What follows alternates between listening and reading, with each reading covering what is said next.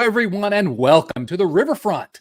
This is episode number 496 of the world's most dangerous podcast, where we discuss the Cincinnati Reds and occasionally Steven Smitherman. That's a good one. That's a good pull from the past. Steven Smitherman, obscure former Red. Anyway, I'm your host, Chad Dawson. With me again this week, back again, Nate Dawson. How are you, Nate? Chad, I don't know how many of these 496 episodes I've been a part of, but this is the first one where you've mentioned Steve Smitherman or Smith Steverman or whatever this guy's name is.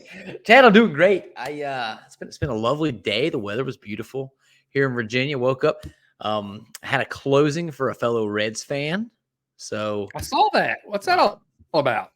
Just an awesome dude. Decided he wanted to buy a house and did. I don't know. I got nothing to complain about. And then I woke up and I looked at the standings and I didn't hate what I saw on August 24th, 2023.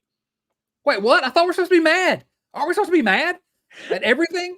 Every once in a while, I get online and I'm like, yeah, let's go. Screw them too. Wait a second. No. This is fun. This is exciting. There you go. If you're looking for things to be mad about, I mean, you can find things to be mad about. We chronicle those here, but man, you got to choose to have fun at some point. And this is fun in a lot of ways. So, and it doesn't hurt that we're coming off a sweep, but we'll get to that in a moment. Before we go any further, if you're watching on YouTube, hit that like button, smash the subscribe button, smash it. You do have consent. If you're listening to the audio version, hey, subscribe. It's so easy. It's free. Just subscribe. Everywhere you find podcasts, Apple Podcasts, Spotify, Google Podcasts, Amazon Music. I don't know. I think we're on Napster. I think we're on Friendster. We're everywhere. So, Nate, can we just briefly mention again our exciting news coming up for the 500th episode? You want to talk about that a little bit? I don't think you and I've talked about it since we first announced it. So, yeah, we briefly pumped up. I am super pumped up. Things are really coming together. We have a few viewer mail questions about that later in the episode. So if you came here just to get information about the live show, fast forward to the viewer mail section. We'll answer all your heavy hitting questions at that point. We are going to be down at the Stretch on Saturday, September 9th. We're going to be watching the Reds take on the Cardinals, a little live show. I'm not sure what the crowd's going to be like, but I know there's going to be a lot of beer, so it should be a good time, despite the fact that you have to look at me and Chad. I'm getting real pumped. We got some great guests coming in there for everybody. We are going to head over, watch the game. So I'll be getting tickets and hanging out the game, walking around the ballpark, drinking beers, watching the boys play some ball. Super pumped. Please go check out the Stretch. Come watch us if you can. But if you don't want to do that and just want to come to the game, got a shout out to today's sponsor, SeatGeek. Using the code Riverfront, $20 off for your first SeatGeek order. It's super simple. They're the easiest, most straightforward ticket purchasing platform out there. I don't need to keep saying it. I can see the stats. You guys are already using it, and you're using Riverfront, and you're saving money. $20 off. Are you kidding me? You get a nosebleed seat. You're practically making money. You are really. I mean, you're losing money if you don't use this code. Literally. No.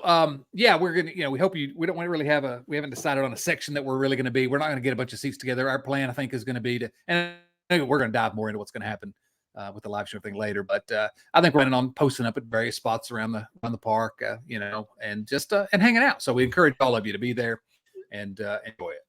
Yeah, and then please let me add, huge thanks to our Patreon family. Without y'all, this wouldn't be possible whatsoever.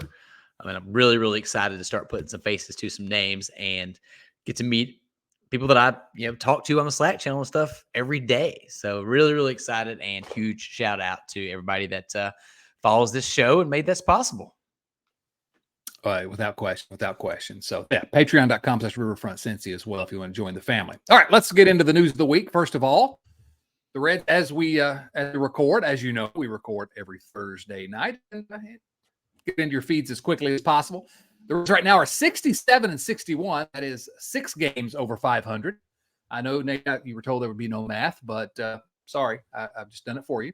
The Reds are now tied for second place. They are 3.5 games out of first place, and that sucks. It's just the worst. 3.5 out of first place. No, it's not. I'd rather be in first place as they were before. But hey, they are in the. If the season ended today, it'd be really weird. But if it did, the Reds would be in the final wild card spot. They're a half game ahead of Arizona and San Francisco. And so what I'm telling you here is, and I know we have a question about it later, so that I want to talk about this a lot more about what it means. But the Reds, this is the last week in August, and the Reds are playing meaningful baseball games. And if that's not exciting to you, and you want to get upset, I get it. I'm not telling you not to be upset about the dumb stuff this team's done, about the garbage that happened at the trade deadline and this idiot ownership group. Go to it. But I'm choosing right now, as I've said in the last couple of episodes, I'm choosing to treat it like Nick Kroll. I'm going to ignore the stuff that's wrong with the team, and I'm just going to try to enjoy what we have going on. So it's fun. It's fun for me. Yeah, there's 162 baseball games, assuming teams don't make the playoffs, which we've been able to assume for large swaths of our Reds fanhood. So there's going to be things to gripe about. There's going to be lots of little decisions, trade deadline decisions, if you want to play that game. But at the end of the day, it's wins and losses, and it's playoffs or not playoffs, and then anything happens when you make it to the dance. And like you said, if the season ended today, the good guys get to play more baseball, and the other half of the league goes home. I just don't care about anything else, man. The Reds over under this season was 66.5 wins. They surpassed the over and made me a few bucks in the process. I'm not going to lie to you. FanDuel, reach out. We're happy to take you out as a sponsor. Come on. Yes. The Reds have already gotten their over, and we had serious discussions in the offseason. Are they going to hit that number? And there were legitimate reasons why someone could have thought, no, that they're going to be as bad, if not worse, than last year. The team is playing meaningful baseball. They just swept the Los Angeles Angels, and they're in the hunt. I don't know what else to do. Incredible. Yeah, we did say, you can go back and listen on the early season shows. We did predict they were going to hit the over. They weren't going to lose 100 games again, like people were saying. And but now, did I expect they were going to be here? Obviously, no. No one expected it, including the general manager, Nick Kroll. Again, just try to enjoy it. Just try to enjoy it from here on out, and hopefully the Reds will continue to play meaningful baseball throughout September. What else happened this week, Nate? Here's what I'm gonna do. If you're watching on YouTube, I'm gonna switch Nate to the driver's seat here. Whoa! You're driving now, Nate. You're driving this ship. I don't know how to talk from the left side, like Nick Kroll, who doesn't know how to talk at all. All right, so it wasn't all being positive. We're being happy. It wasn't all sunshine and rainbows. Before this awesome Angels sweep, the Reds did lose 2 out of 3 at home to Toronto. Question about the Reds home road splits coming up a little bit later. We call that a teaser in the business, so stay tuned for that. Toronto's a good team, Chad. I don't know. I didn't have too many expectations. Obviously, we want this team to win games, but Toronto's a really, really good ball club. They got some guys back, Bo Bichette specifically, just in time for this series. They won game 1. So I was really hoping for a series win there. They won that one on a CES, Christian Encarnacion Strand walk-off home run, which is super fun to see. We love what the boys are banging. Keep this PG-13. I'm sorry. But it got a little bit sketchy in the next 2 games. Specifically, game 3, the return of our man, Hunter Greene. What did you think about Hunter's first start back since coming off the IL? Well, first of all, the Reds lost 10-3 in Hunter's first start back, and it was just he was steamrolled. And I guess what's to say? I'm just gonna do it. When we were complaining at the trade deadline, certain folks who wanted to argue would say they're getting Hunter Greene and Nick Lodolo back. That's as good as a trade. And my response to that is always, well, okay, if Hunter Greene, we still had 3 weeks until Hunter Greene was getting back, but if Hunter Greene and Nick Lodolo both are healthy and both come back and perform as well as they can, then okay, that's going to help. But what if they don't? What if one of them's not fully healthy? Spoiler alert. And what if one is back and it's just not, take some time to get back into the groove when the Reds are playing meaningful baseball? And so Hunter Greene obviously was just absolutely pounded. And it was, I mean, balls were getting hit hard. And so and it was the rubber match of this series. The Reds could have won that series before going out to LA to start a 10-game California road trip. And now it wasn't all Hunter. It was an all rookie infield that day. 4 errors. Ellie De La Cruz made 2. And Noel Marte got his first big league start at third base, made an error, and so did Matt McClain. But that all rookie infield wasn't great. So it wasn't that Hunter Greene was the only reason, but my goodness, I don't know what to say. Hunter Greene was the best starting pitcher on the people don't realize this, I think. And it surprised me a little bit when I was looking at it. When he was healthy, Hunter Greene was by far the best starting pitcher on this team, and it wasn't even close. I mean, he was legitimately good. It's just the injury stuff with him always, and so I expect he's going to be back. But I don't know. It was not a good start, and it was exactly why waiting to or doing nothing at the trade deadline was not a smart idea. But hey, the Reds are still in a playoff hunt.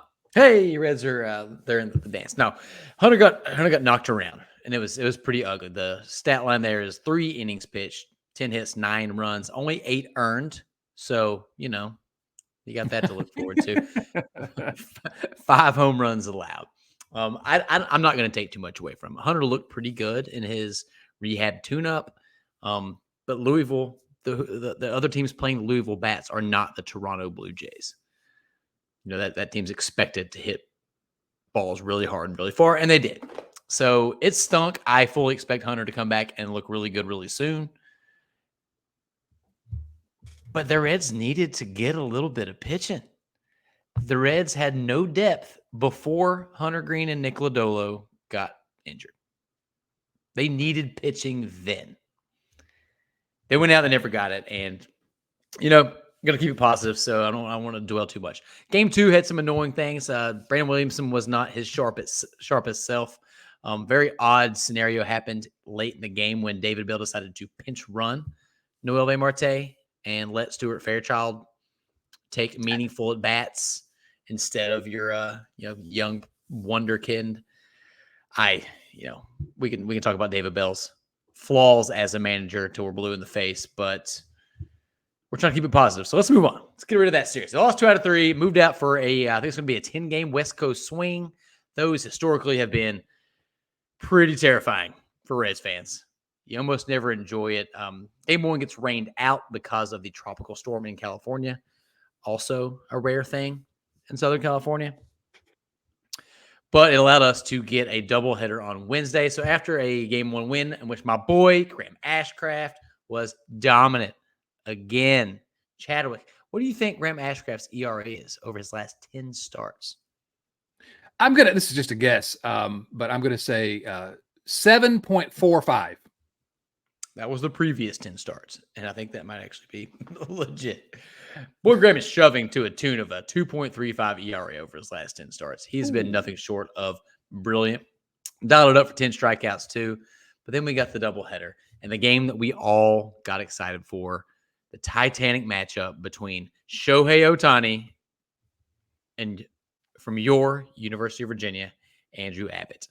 Chad, were you in front of the TV? Were you glued to it the way the rest of the Reds fanhood was? What were your takeaways from this epic matchup? I did not realize the Reds were playing the Angels. I didn't watch a pitch of it. No, it's that was the most excited I've been for a game in a while. Just Shohei versus Andrew Abbott, and I'm a certified Andrew Abbott fan. But what happened to Shohei? Not good. I mean, as a baseball fan, you have to love Shohei Ohtani. He's a unicorn. But looks like now he's done pitching for the season and looks like probably headed for Tommy John surgery. So that's frustrating. Yeah, that would be number 2 for him, which is not great. But this was the first year that MLB is doing the expanded regular season where every team plays every team. And if you'd asked me how do I feel about it, I would have said I'm pro for the sole reason that it allows me to watch my favorite team play against Shohei Ohtani. Yeah. We got like an inning and a third or something like that. which was long enough for Yeah, it him to was not good. hit a home run. That's all it took, right? Yeah, that guy. No, we were talking too much about the other team, I guess, but he's a special guy. On the Reds side of the ledger, really good day for this guy. You may have heard of him, Ellie De La Cruz. Oh, he's that bad defensive shortstop you were talking about earlier. Exactly, horrible. Drove in 6 runs in the first game of that doubleheader. Home run, a triple. Did not get the cycle, which always disappoints me when Ellie doesn't get a cycle. But I don't know. The home run, I believe, was from the right-hand side of the plate. It was. And so that's always good to see. I know I sat there and watched him from the right side, but I'm thinking that was that game, right? I got confused here on live television. There was 2 that day. You can be forgiven. Thank you. So anyway, Ellie looked pretty good, and that's a good one. I know they weren't facing Ohtani ultimately, but it was good to pick up that game and secure the win. Yeah, the bats came to play. They won the series on that game, but they did not stop there. It was a doubleheader, and in the nightcap, which I will confess I did not watch live because games that start at 9:40 p.m. are past my bedtime. They started Lyon Richardson. Is it Lyon or Lion? Do you know the answer to that? I'm going Leon. The Professional. That's how we're going to say it here from now on. Yeah. I love it. His new nickname is The Professional. Yeah, I like him. That's all I'm going to say. They kept him out there a little longer than I expected him to, but I like his stuff. I think he has a future in the league, whether it's as a starter or a reliever. Time will tell. But I want to shout out the bullpen. The bullpen all series long was just nails for the 3-game set. 11.2 innings, 1 earned run, and 13 strikeouts. Listen, maybe it's recency bias. It is certainly recency bias, Chad, but the bullpen grossly outperformed their expectations the first half of the season. Post All-Star break, they're coming back down to earth. And what happens? The Reds go on a little bit of slide. They fall out of first place. Haven't won many series. If the bullpen's back, maybe the season's back. Maybe the Reds can go for the division title. I don't know. I'm just saying. Ian Jabot looking a little spry out there. Derek Law, my wife looks at him on the screen and goes, that's a professional athlete? Yes, ma'am, he is. I'm getting excited. I'm ready. I'm looking for anything I can because it's been a rough couple weeks. I'm looking for it. I'm finding it. I'm going to hold on to it. That's all I'm going to say. Well, look, there are things to be excited about. The Reds just got a sweep, okay, on the road, out on the West Coast. They still have 7 games to go against Arizona and San Francisco. So, we'll see what happens in the road trip. But yes, this is good. I know this bullpen was doing it with smoke and mirrors in the first half, and any success they have the rest of the season is smoke and mirrors. But whatever it takes. You're right, though. Really good performance this week, and so I'm not going to say they're back, but I guess we can hope. Hope's all we got. So the Reds do start a 3-game set against Arizona tonight as we are recording this, or at least about 30 minutes from now. That's a big one. Arizona is, like I said, a half game behind the Reds in the wild card race. Taking 2 out of 3 right here could be huge for the good guys. So we'll keep an eye on that. Let's get to some news of the week, shall we? Let's do it. Let's run through this quickly because we have some good viewer mail questions. That's a fact. Well, first up, the Reds did, as we alluded to, call up Noelvi Marte. He's their top prospect still in AAA. The guy is an absolute stallion. But, Chad, all I want you to know is I'm looking at baseballreference.com right now. My guy has a negative 0.1 wins above replacement and a 29 OPS plus. I'm calling him a bust. Get him off the team. I can't believe they call him up when Jose Barrero is raking down in Louisville right now.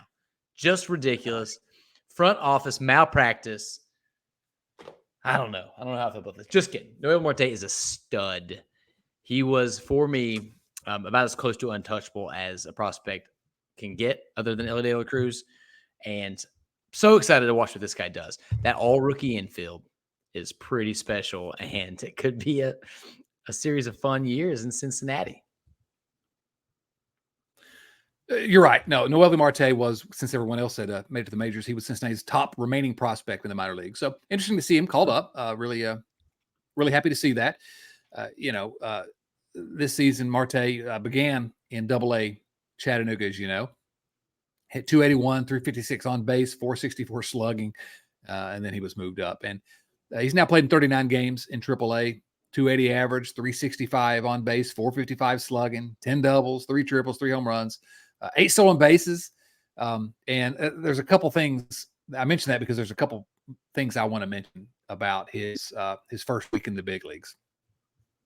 His first appearance in a big league game was as a pinch runner.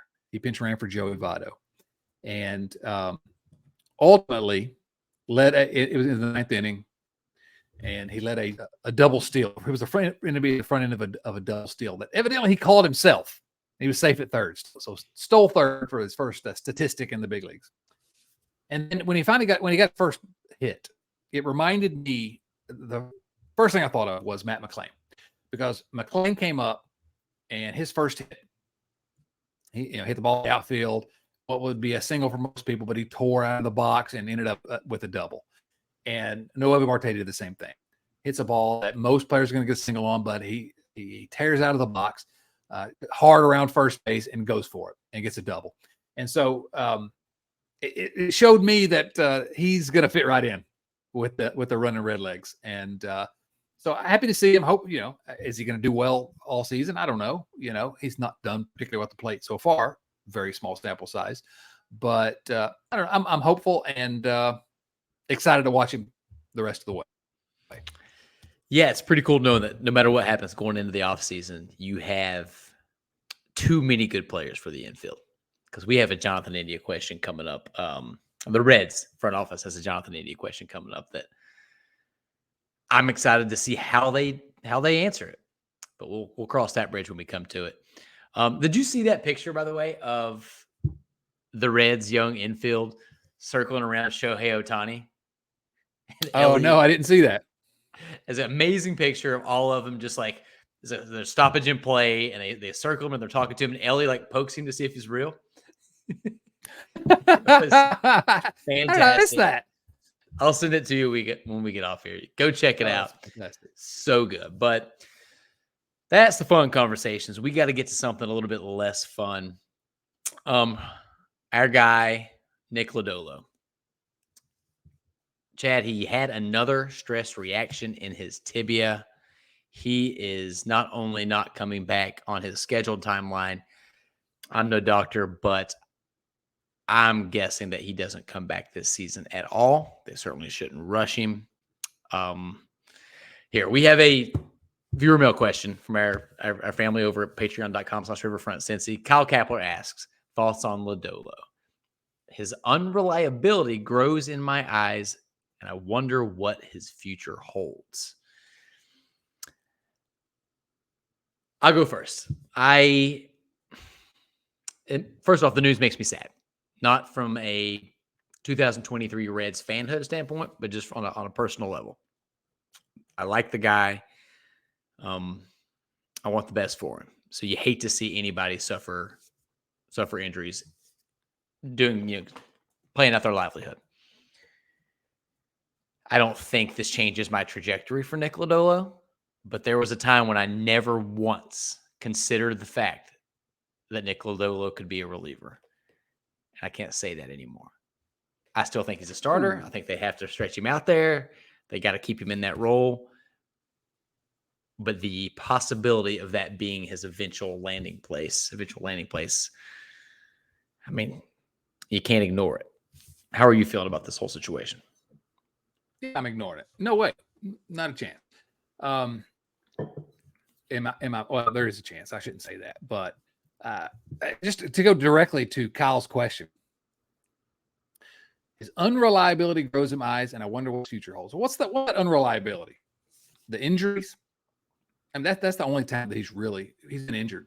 It's the only time he's been unreliable on the mound. Now, inability to be on the mound that is unreliability. If you can't rely on him to start every 5 days, then yes. But I don't see that.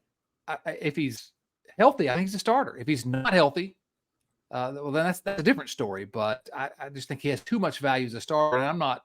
His last rehab start wasn't great, and they're not willing to say yet. The Reds aren't that he's not going to be back this season. But I'm not betting money on it. There's only 5 weeks left. I don't see it happening. Him coming back, but I don't know. He's still a kid, and I'm not. I worry about the injuries, but if he stays healthy, I'm still as high on him as I ever have been. So, but at this point, given his injury history, you do have to start to think, oh, we can't rely on him to go to the question. So maybe the answer to Kyle's question is yeah. I mean, the unreliability is growing. So I don't know. I don't know what I just said there, but it was a lot of words. My big concern is that I when he first got injured, when he first got diagnosed, I definitely read a few articles saying that this is an injury that can often linger, not just for a little while, but throughout a player's career. So that's a little bit scary. But I have a different question for you. This is the second high-profile Cincinnati Red that one has argued quite publicly, that came back too soon. Do you think there's any smoke or any fire where that smoke is, or is that just injured players being frustrated? Obviously, I'm talking about Jonathan India, who came out publicly and said that it was upset, pissed, I think was the word he used, because he came back too soon. Mm-hmm. Yeah. I don't know that I'm willing to draw any conclusions yet, but it's absolutely something to keep an eye on. And it's also interesting that the Reds or the Nick Lodolo is going to get a second opinion on the issue now, and then they're all going to get back together and discuss it. And that's what happened with Jonathan India as well. So yeah, it bears watching. For those that want to scream about the Reds medical staff, as we've done here, and some people do, it's more smoke for that particular fire, but I don't know. That's right. But the good news is the Reds are currently in a playoff spot if the season ended today. I say that keep again. saying that. I say that again because the next piece of news we have involves our guy, Joseph Daniel Votto, who the Reds put on the 10-day IL today. I'm not going to say too much about that because I refuse to slander Joey's good name because it is the best name. I just hope that he had been scuffled a bit lately and that shoulder was the reason why. He comes back in 10 days, mashes for the rest of the season, forces the Reds to either pick up his option or sign him to a new deal, and he leads the Reds to a World Series championship. Boom. That's it.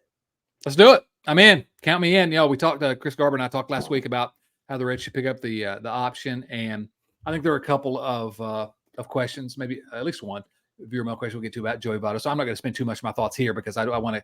It's a really good question that I think we need to address. That comes the picking up the option comes into play, et cetera, et cetera. But yeah, it's a frustrating season. He's been productive by and large. He's had these moments where for stretches he's not been, but I don't know what to say, Joey. Please get better. Please get better by September 9th. Please be in the lineup on September 9th, Joseph Daniel.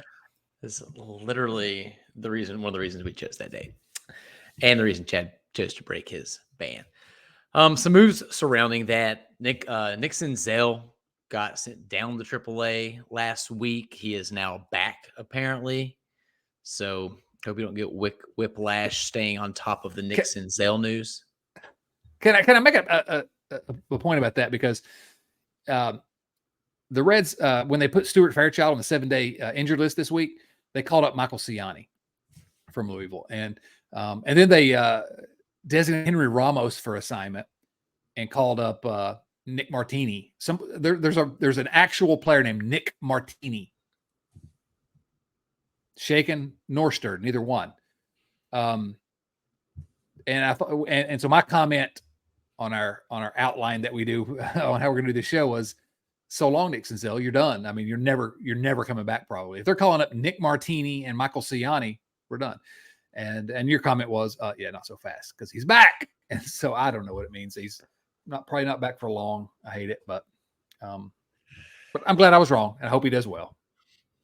Yeah, for sure. I can't believe Nick Martini is on the Reds right now. Shout out to our guy Ken, who is probably thrilled. Ken over at Obscure Former Reds, the only guy who was excited about the Nick Martini signing. So thank you again, Nick Crawl. We have once again gotten crawled, and it doesn't feel great. Chad, you had an article over at Cincinnati Magazine this week. I don't think we need to go into too much detail because it makes me sad and I don't want to. But do you want to touch on what you wrote about Tyler Stevenson in 2023? Not really. I'd say go to Cincinnati Magazine and read it if you don't mind. Give me those precious clicks. I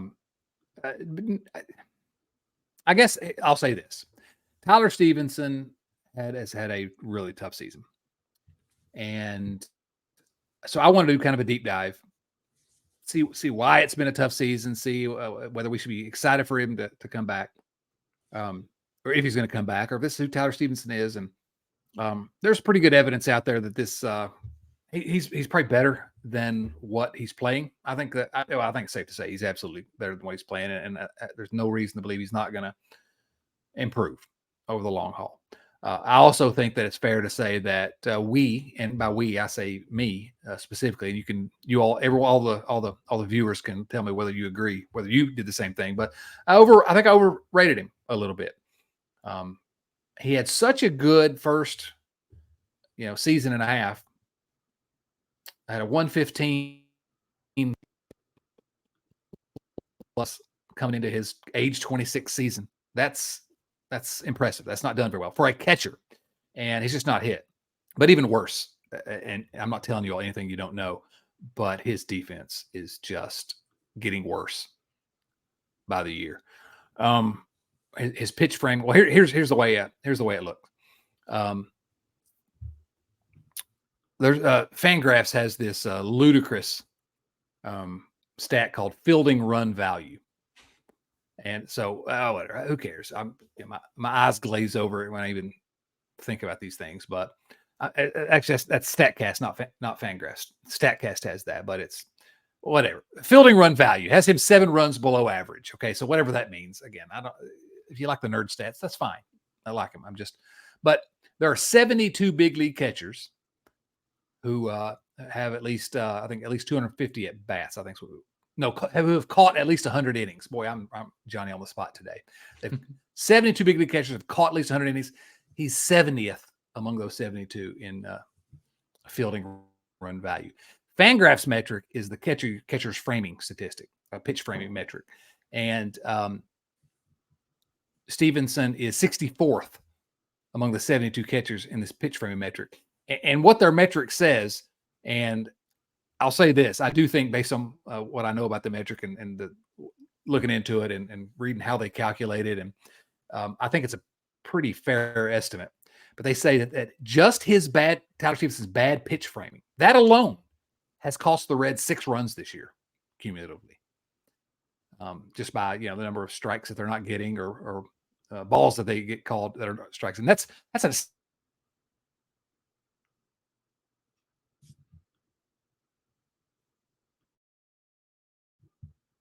astounding number.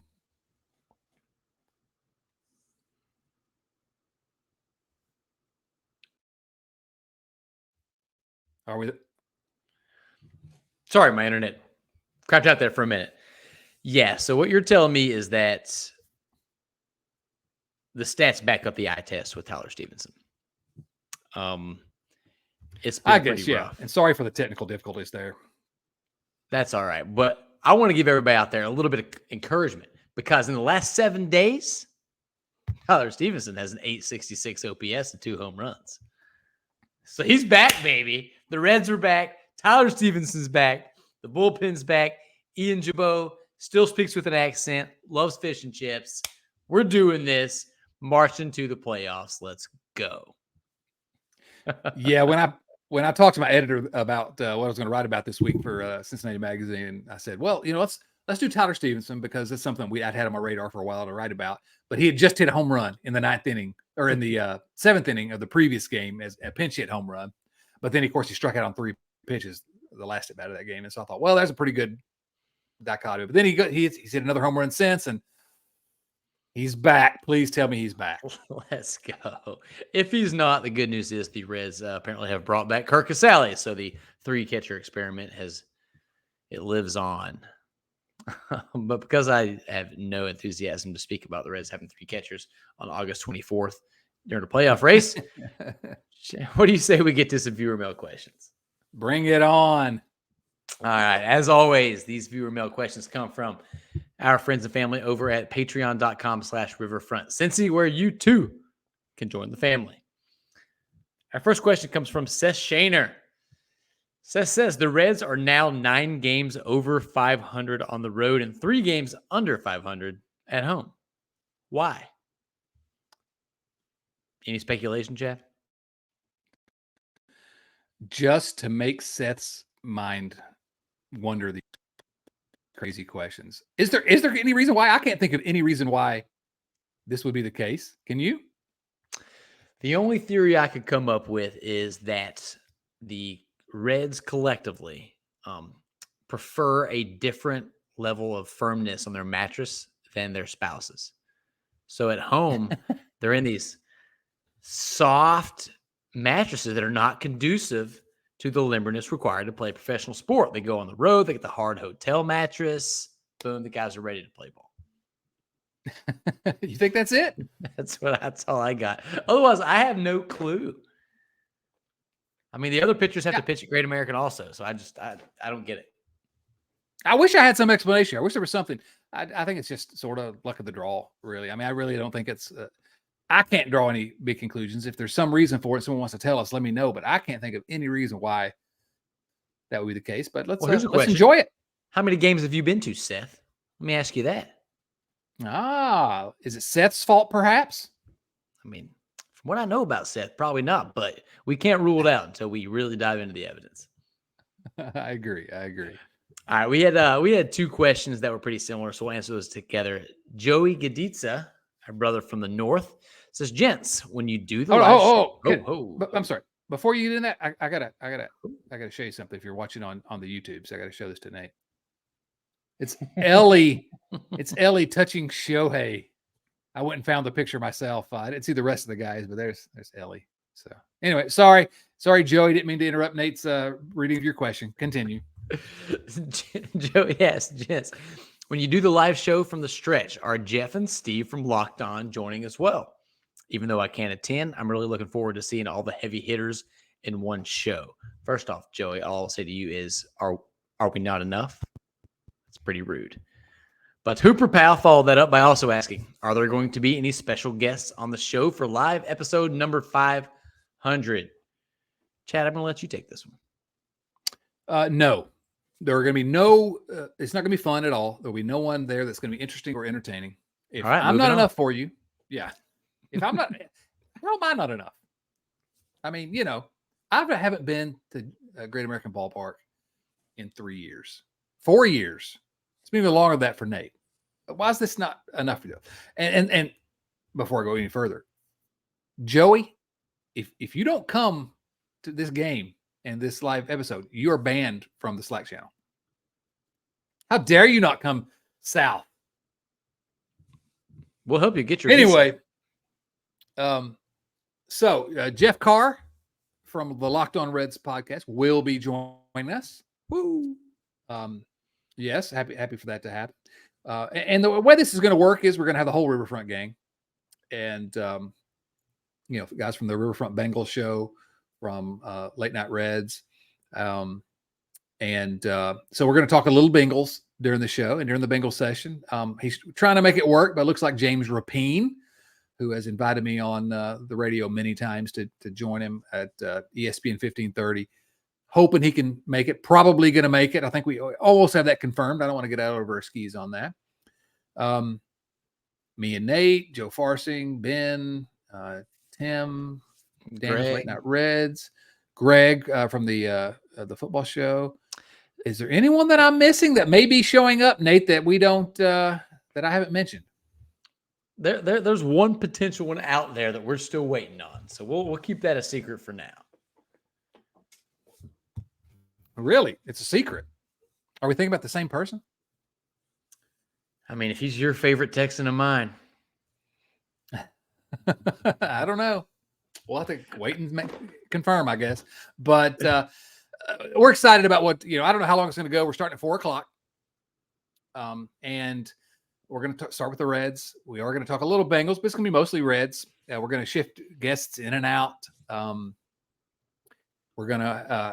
going to be having lots of drinks, I'm sure. And it's really going to be a lot of fun. We already know of a bunch of people that are confirmed that are going to show up, both from the Patreon family, but also from, other viewers of the show. You don't have to be a member of the Patreon family. If you're in the Cincinnati area, man, come on down. I'm dying to meet you for real. And we're going to hang out and then go to the game. Yeah, 100%. Shouts to the guys that have confirmed, people from other shows that are going to come on. Joey, Steve Offenbaker lives in Hawaii, so that's going to be tough for him. Though, if you are in town, we would love to have you. It is also the weekend before week 1 of the NFL season, so we're going to have plenty of Bengals stuff to talk about, and we're just going to have a good time. We hope to do some live viewer mail also. So more details coming soon on that. We're just could not be more pumped. Yeah, no, I think Bill Lack, I think, is going to be able to be there. Chris Garber is going to try to make it there as well. So we got to confirm with them. So I'm putting some pressure on him. But I don't know, all the guys that you've heard on this show over the years. I haven't reached out to Jason Linden. He's not been with us in a while, but he was on this show a lot of episodes. We need to invite him over. And actually, now I think about it, there are a couple others I need to invite. So I'll do that when we get finished here. But I'm seriously pumped about it. Yeah. Just stay on the lookout for more details. They're going to be coming out soon. We're still locking everything up. Yes, many more details. Nate, do you have the next question from Jordan Biddle? We should move right on. Jordan Biddle. He asks, how is Milwaukee good? This is a good question.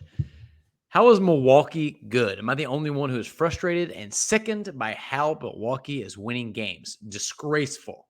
First of all, I appreciate the vitriol towards Milwaukee. Love it. Question.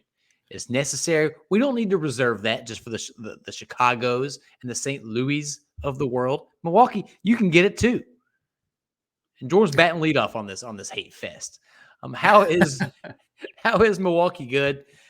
That's a funny question. I pulled up their baseball reference, and just a quick glance tells me that they have exactly like 2.5 above average major league hitters, which is not what you'd expect out of a team leading the division in a shockingly competitive division. For as much crap as the Central's gotten, if the season ended today, they'd have 3 playoff teams.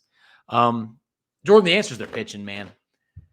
They have 1, 2, 3, 4, 5, 6, 7, 8, 9, 10, 11, 12 pitchers that have pitched a meaningful amount of innings this season that are not just above average, but well above league average. They're just shutting teams down the dirty way. They're making games ugly, keeping scores low, and hoping Christian Yelich does something fun at the end. And they're doing it without my boy Rowdy Tellez, who's an all-time hot body guy. Definitely. No, I'm gonna have to zag a little bit here with the Milwaukee hate. Although I do love Jordan's use of frustrated and sickened and disgraceful. I can't put. I know we hate that they're ahead of the Reds right now, but I cannot put the Brew Crew in with the Cardinals, who suck. I love it, and the Cubs, the stupid Cubs. And for Tim Daniels, we have to add the Pittsburgh Pirates. Tim hates Pittsburgh with the white hot intensity of 1,000 suns. More than I hate anything in my life. It's true. It's true. But Milwaukee, I guess I'm influenced by the fact that every time I've been to Milwaukee, the people there have been so freaking nice. Just the best people. And we also shared a moment because I went to a Brewers-Cubs game. My son and I happened to be in Milwaukee. We went to a Brewers-Cubs game. And so we were all just kind of joining together in our hatred of the Cubs. And they stand behind no one in Milwaukee with their hatred of the Cubs. So you got to respect that at least. But so that's my non-analysis after Nate gave you a little actual analysis. I hate that they're ahead of the Reds. I hate that the Reds have metaphorically pooped the bed almost every time they've played them this season. But I got to tell you, man, you base your entire identity, your whole culture around cheese and beer. It's hard to hate on it. It's hard to hate. It is. It's not a bad way to live your life. A lot of snow, So though. yeah, but good question. Next question comes from White Walls. I'm sure this person has an actual name, but all I have here is White Walls. Just saw Teenage Mutant Ninja Turtles with my kids, and we had a lot of fun at the theater. If I assign you the role of Splinter, it's Master Splinter for those who are uncultured swine. What four Reds, past or present, are you bringing with you to? Are you bringing with you to bring down the evil opposition in a fight to the death? Oh man, we should do a whole episode. Can I start here? Yeah, please. May I begin? Because here's what I got to say. I don't know who Splinter is, and I'm going to tell you why I don't know who Splinter is. So there was a time. I have three younger brothers. Nate's one of them, and there are two others. And so I'm the oldest, as you can probably tell. And there was a Teenage Mutant Ninja Turtle movie that came out in, I guess, the 90s. And I thought, you know what? I'm going to be a good big brother. I'm going to take my two youngest brothers to see the Teenage Mutant Ninja Turtles movie. And so, we get the popcorn and the drinks, and we're settling into our seats to enjoy this movie. And just as the movie's getting started, one of our other brothers, Nate's older brother, just older than him, decides to vomit all over me. He just yacked all over the whole place, and especially all over me. And so I was frustrated. I said, "Come on, we're out of here," and I took him home and just left Nate with a friend. So and the friend evidently a guy I ended up going to college with, as a matter of fact. But he, I guess, took care of Nate because he survived. But so how would I know what Splinter is? Because I got vomited on the first time I tried to learn about Splinter, and I was afraid to go to Wikipedia last night for fear of what might happen.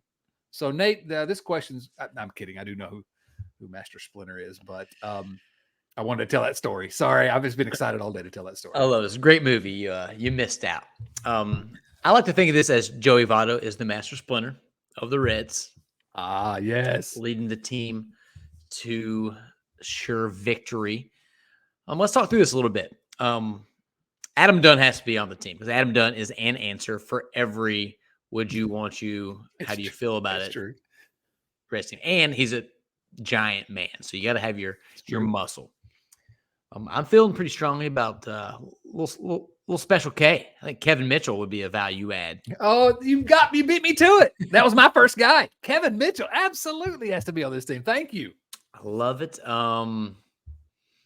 There is an actual comic book superhero that played for the Reds.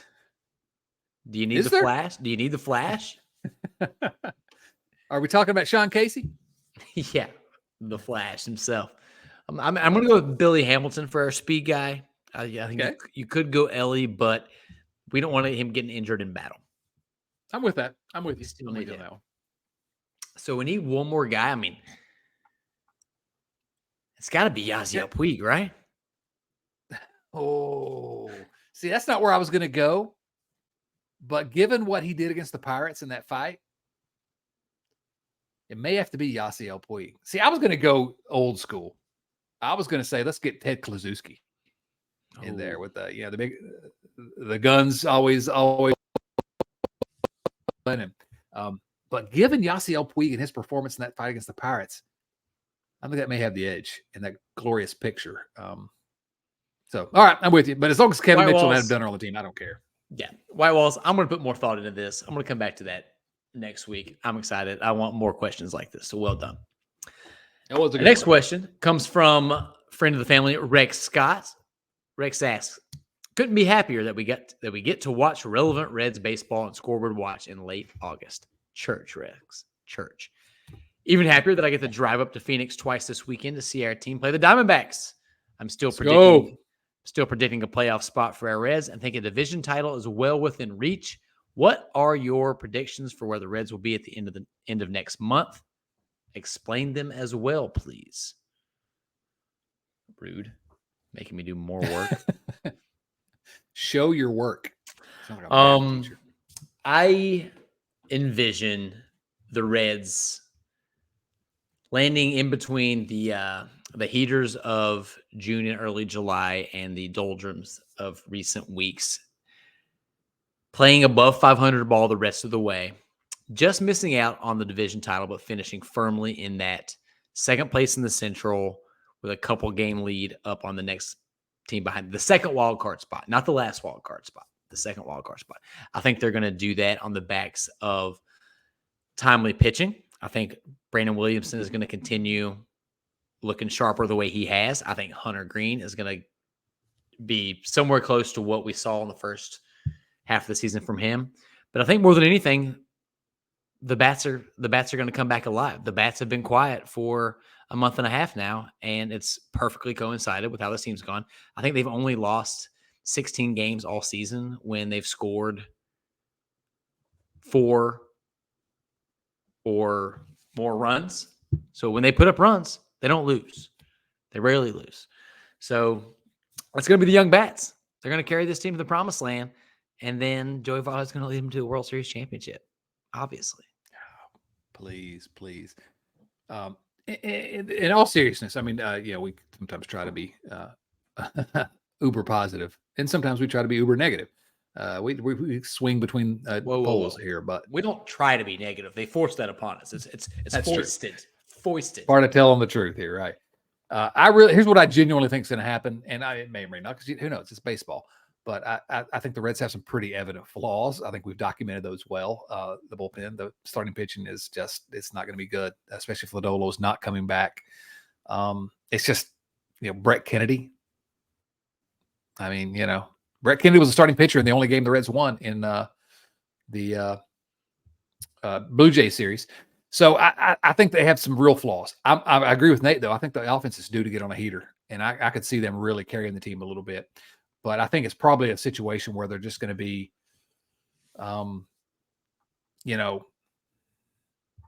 sort of poking along like we are. I think they are going to get that last wild card spot, but I think it's going to come down to the last day of the season.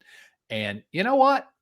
That could be kind of fun. It'd be super scoreboard fun. Watching on the last day of the season. Are they going to get in? Or are they not? And it may be a tie, and they have to have a playoff game in which I hope they're not playing against the Mets and Al Leiter.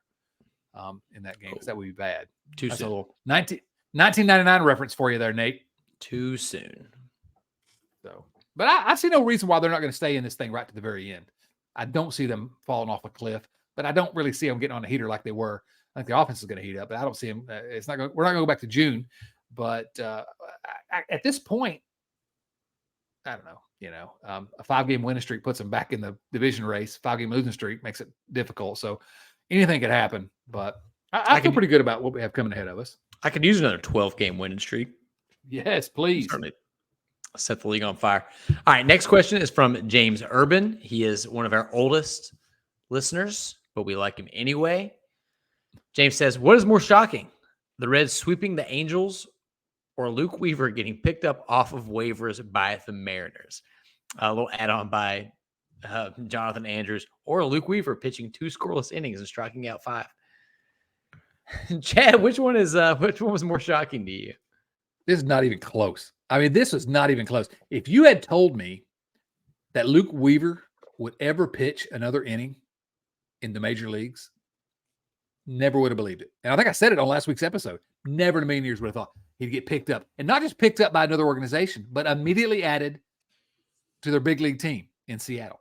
And then immediately having 2 shutout innings, I guess, with 5 strikeouts. No way. That's by far the craziest thing. I never saw that one coming. 100%. And the Mariners are playing incredible baseball. They're back in not just the wild card, but the division race against Texas and Houston. I think they might even have swept a series against Houston recently. So they are in the thick of things, and they are trying to go for it. And they picked up Luke Weaver late in the season. I will note, by the way, that he only pitched 2 innings. So a good team recognized that maybe he shouldn't be starting. There's some limitations there. Yeah. Crazy stuff. I know. But can I say this? Good for Luke Weaver. Yes. I mean, that guy got his brains beat in here, but it wasn't, we get mad at these guys that don't perform, but he was trying. It's like you could put me on the mound and you could get really mad at me because I gave up 100 runs. Wouldn't really be my fault because I don't have the ability. And Luke Weaver, he was put in a position where he was set up to fail, but he was trying and he gave everything he had for this team. And so it doesn't make me happy for anyone to lose their jobs. And so good. I'm glad he's still pitching in the big leagues. Just glad it's elsewhere. Yeah. And we even talked about it Kudos here a little bit. And it's certainly a common refrain in our Slack channels. I wouldn't have mind giving him a shot out of the bullpen. The Reds need a long reliever, somebody that can cover 3-4 innings in the middle of the game because their starters so often go 5 innings. And why not try that? It's a good question. Why not try that instead of just cutting bait on him? I mean, it's not the first time this season. Bad, so I understand, but yeah, it's not the first time this season that they have put someone in a role that they were ill-equipped for and then sent them on their merry way. So shout out rest to in Luis peace, Cessa. Luis Cessa. Yeah. All right, next question is from Rich Thompson. Rich says, gentlemen, what are a few of your favorite things about this year's Reds team? A few of his. Rich. And this was to be sung to the tune of these are a few of my favorite things. He says, Reds late inning comebacks and Alexis Diaz's 9th inning strikeouts, TJ's bunt singles and Joey banging homers, Reds stealing bases and going first to third, pressuring defenses. He says, hey, P.S., do you think that maybe this could be developed into a catchy tune for a musical someday? Rich, we just really, really poorly tried to do that. Rich. A few of my favorite things about this team, I have loved the dynamic that Joey and the young guys have. The post-game celebrations that Ellie and Matt McClain brought up from AAA and that Joey became a part of. I think that's been so fascinating to watch. I've loved watching Andrew Abbott just show up out of nowhere and exceed expectations. I've loved the fact that Ian Jabot and Derek Farmer are willing to wear that uniform like that in front of thousands of people any given night. I hate to call you out on this, but Derek Farmer is actually not a real person. Sorry. Listen, 10 years from now, I'm going to remember Derek Law and Mo Farmer as the same person. That's true. Derek Law. I don't know. The season has had so many just insane highlights. Joey Votto homering on his first day back. Ellie doing Ellie things. The hustle, the grit. Jonathan India setting the tone in the offseason and coming out of the gates hot. People forget how great he was for that first month at a time when this team needed to see that greatness was possible. So I'm going to say that my favorite thing about this Reds team was the great Reds Twitter trade deadline war 2020. No, I'm just kidding. Oh, that's the worst. It's the fact that we get to root for a team that simply doesn't quit, even when they've been playing bad. The guys are out there giving it their all, and they are a fun team to watch night in, night out. Yeah, no, that's the thing about this team is there's a lot of things to be frustrated about, as we've talked about a little bit today, and a lot of reasons to be upset with the front office and ownership. There really are genuine reasons that people should be mad at this organization. But that aside, there are. I feel like we're sort of repeating ourselves a little bit because we say this every other week, seems like, but there's so many little things that have been fun about this team. So many little moments, so many just exciting things every single night. And so, but all that aside, there's really only one answer to this question. Everyone's favorite thing should be two words here.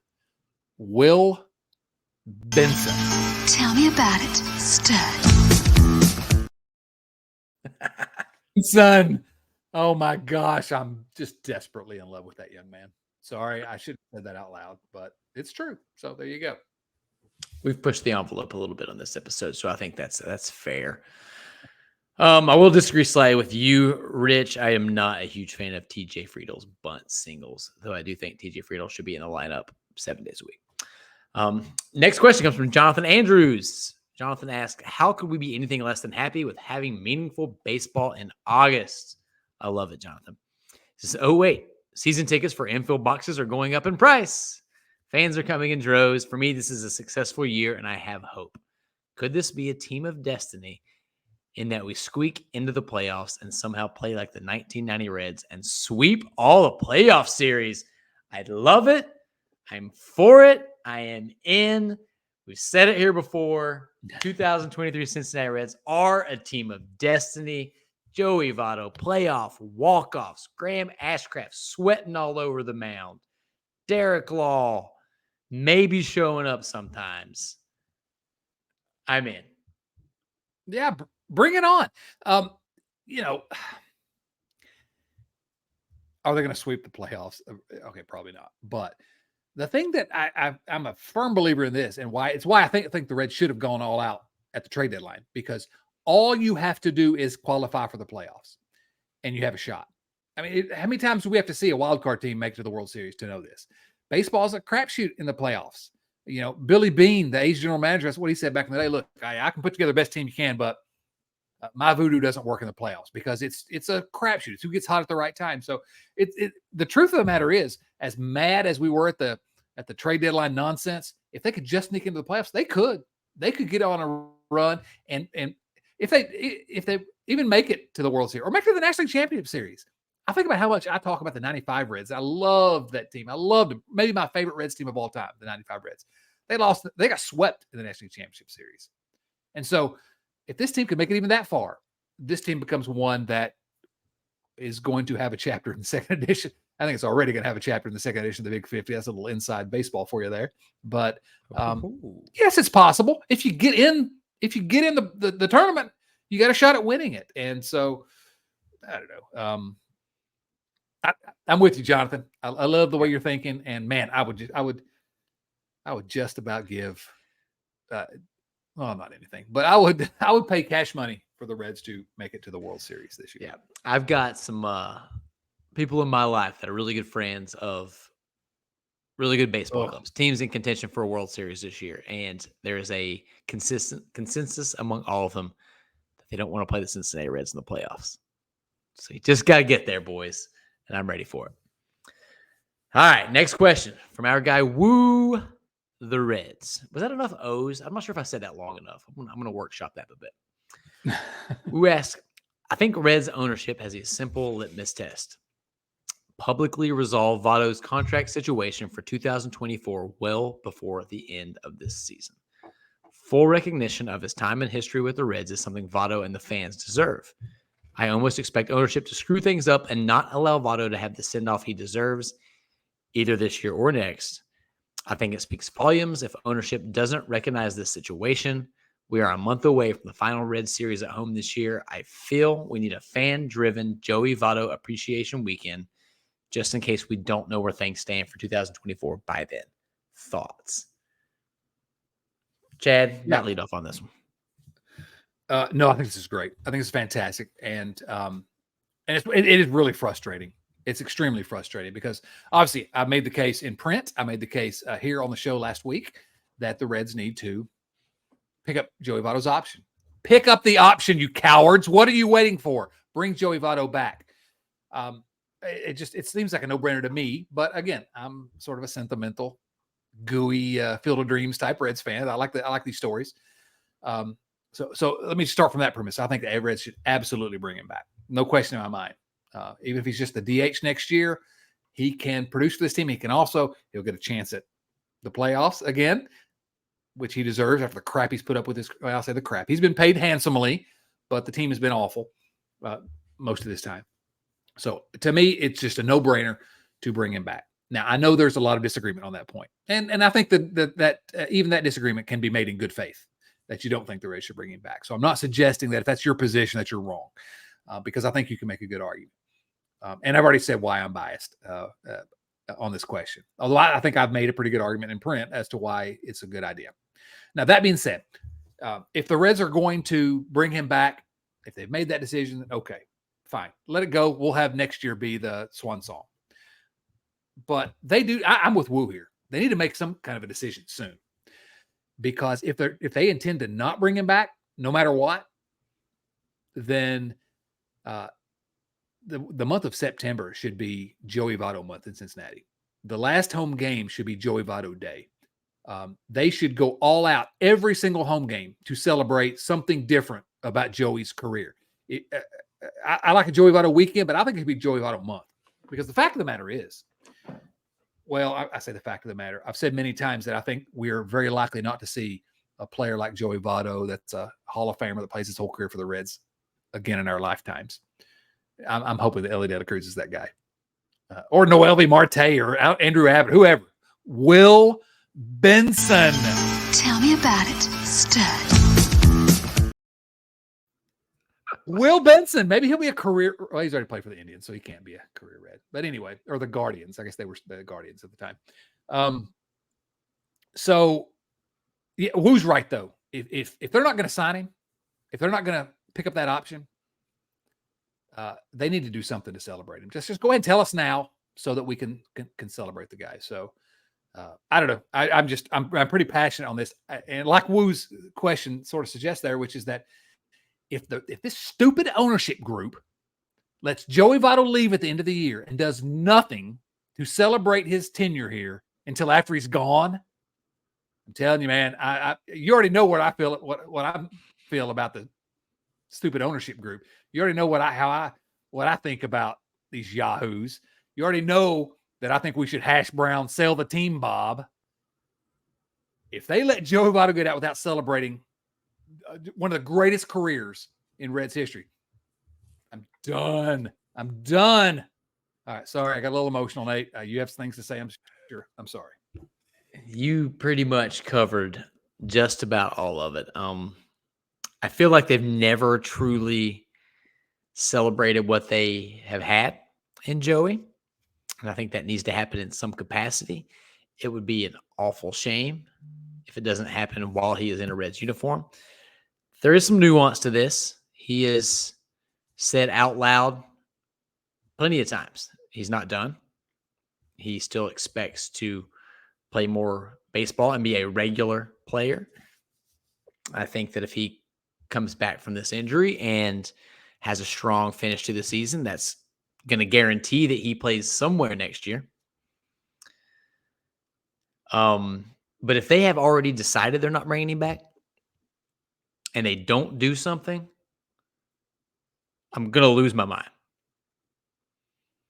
Now, if it's still in flux and they want to bring him back at a lesser amount and he can get a better deal elsewhere and he goes, that's different. I'll understand. But I won't. They have almost no money on the books next year. I don't envision a scenario where they suddenly bump up into the top third in payroll in Major League Baseball next season. So they have the money. And even if they just pick up the option and they say, this is going to be the last year, they're going to make that $20 million back, or the $13 million, because they got to pay him this about anyway. Yeah, $13 million is what it would take. You can do the math and figure out how to make that money up in ticket sales and merchandise by doing a Joey Votto Swan song. Bobbleheads. Go all out. Have a different bobblehead every other weekend. They will do bobbleheads. We know that. Yeah. So I fully expect the Reds to fumble the football. I hope they don't. And I hope we see Joey Votto in a Reds uniform as long as he wants to be in one. It reminds me, I keep going back to last season with Albert Pujols. He played half the time, hit a lot of home runs, and got a proper goodbye. I think Joey Votto today is better than Pujols was in his final season. So I'm not saying purely like a platoon split or anything like that, but man, Woo, you're right. If a Reds-led appreciation weekend might be worth doing just because I don't have any faith in the front office to do the right thing. Yeah, the one quibble I'm going to have is if the Reds think they're going to, well, maybe we can sign him for $10 million or $7 million instead of the 13 it would take. If they're going to nickel and dime, we're bringing a Reds legend back and let him escape somewhere else, let somebody else pay more. Screw them. I'm done. After all of the fake loyalty BS that they've done to hamstring the franchise in the past, not trading Todd Frazier because you won a freaking contest that didn't count. Right. Holding on to Billy Hamilton, like giving these guys these fan favorites. Like Joey Votto's the best player the Castellans have ever had, and arguably, possibly the best player that they will play underneath them as owners. Do the right thing. They never do the right thing. So anyway, let's move on. All right. I'm trying to. Sorry. We had so much fun, and now I've gotten irritated. Hey, the Reds, if the season ended today, would be in the playoffs. Joey Votto. Yes, thank you. All right, last question. Jay Cottrell. This question is for the Honorable Judge Dotson. The word honorable's doing a lot of work in that sentence. Do you feel that longer sentencing for drug offenders lead to higher? Oh, I wanted you to read this. Recidivism rates. Recidivism rates. I don't think I've ever said that out loud before. So thank you for putting me on the spot. Jay, Chad, answers. Well, Jay, thank you for the question. I'll say this. I'm neither honorable nor a judge. So I'm going to, first of all, question the premise of this question. Do I feel that longer sentencing for drug offenders leads to higher recidivism rates? Well, that is a long, long question. What do we mean by drug offenders, first of all? We're talking about drug dealers? Well, that's different than users. I think that long sentencing for drug users is counterproductive. I think there are better means to deal with those that are addicted and that are only committing crimes because they're addicted than strict incarceration. There may be a component of incarceration to it, but quickly get them into a treatment as someone who was involved in a recovery court, drug court for many, many years. So that's what I'll say. That's a long, hard question. I think treatment is often the best option with a courtroom component, with a judge requiring certain things. It helps people get focused. And drug courts, we're not going to talk about it here, but drug courts are my favorite thing on earth. I think they're the greatest thing that we have going on. That's the only thing that makes an impact in the criminal justice system right now. So I just switched over into my legal training side, Nate, for just one moment, but support your local drug/recovery court. That's all I'll say.